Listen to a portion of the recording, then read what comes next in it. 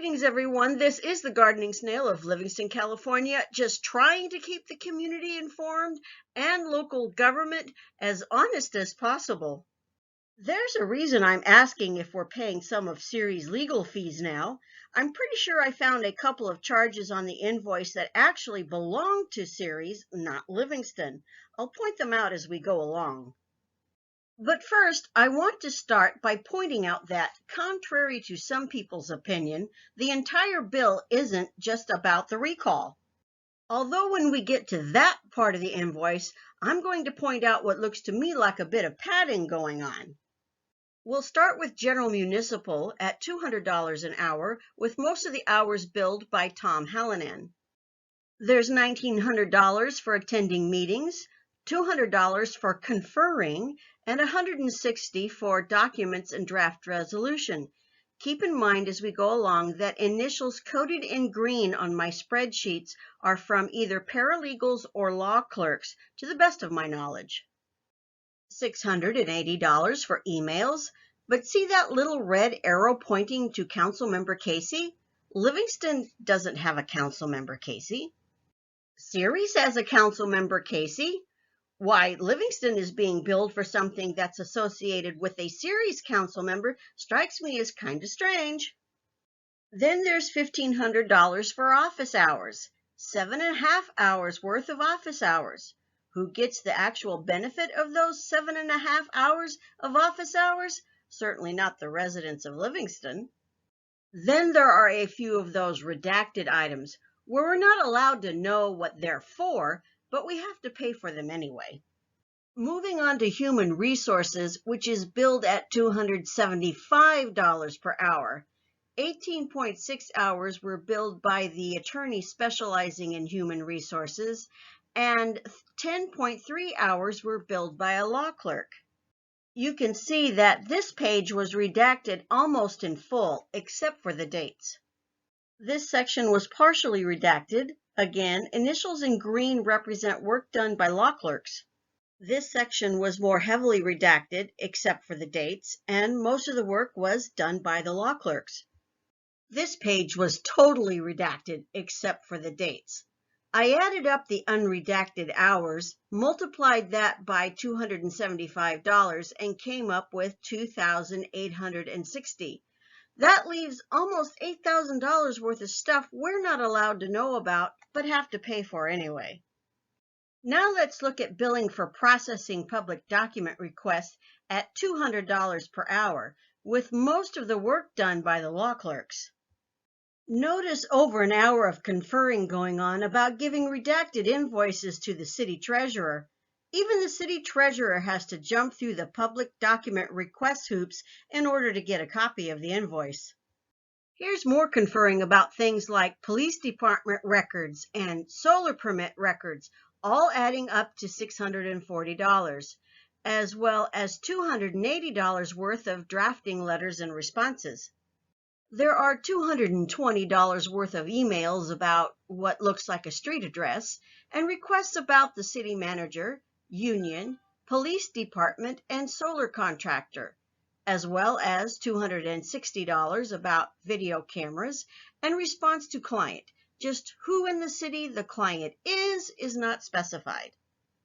The red arrow is pointing to what looked to me like a street address.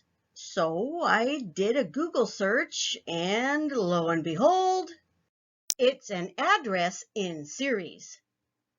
Moving on to reviewing and revising, including things that were already conferred about or already drafted, we see things like requests for interim city manager's personnel records, city attorney invoices, and solar panel information.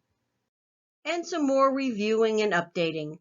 The total for the reviewing, revising, and updating with a little conferring thrown into the mix totaled $440. Next is Winton Parkway. Note that hours for Winton Parkway are billed at $375 per hour, and the majority of the hours are by Michelle Thompson, who, as of the recording date of this video, does not show up as one of the people of White Brenner LLP. In addition to the conferencing, conferring, meeting, and updating, we see travel included in the hours billed. I thought we weren't supposed to be charged for travel, that the blended rate was the end-all be-all with travel included. But I guess we're getting charged for travel anyway. Next, general plan update, billed at $275 an hour, which this time around consisted of 18 minutes of reviewing correspondence about the status of the general plan update.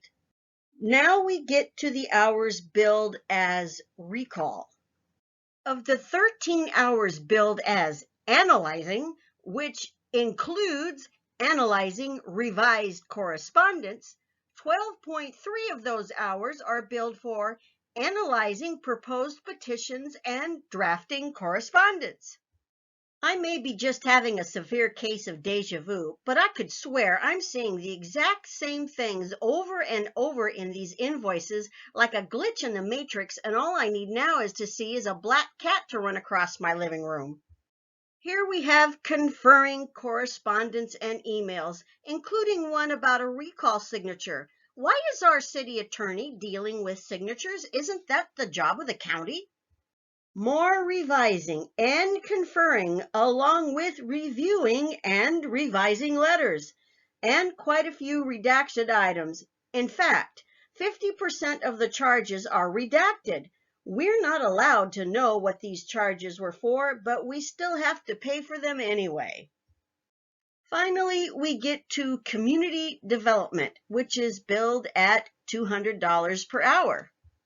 Beginning with $300 worth of phone calls discussing the general plan. Gee, where have I heard of the general plan before? And $120 worth of analyzing and revising. $660 of conferring about upcoming projects and revising a professional service agreement. $320 worth of emails about the J.B. Anderson contract, you know, the one that was reviewed and revised, the general plan update, planning services, and the planning commission, and $60 to prepare a subdivision improvement agreement template. Wrapping up with reviewing and revising the J.B. Anderson agreement for $340, and several more redactions, almost $1,000 worth. Why there are redactions in community development, I have no idea. Any views or opinions I express on these videos are my own and do not represent the views or opinions of the City Council or City of Livingston.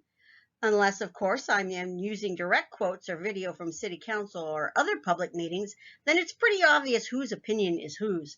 Copies of source documentation available upon request.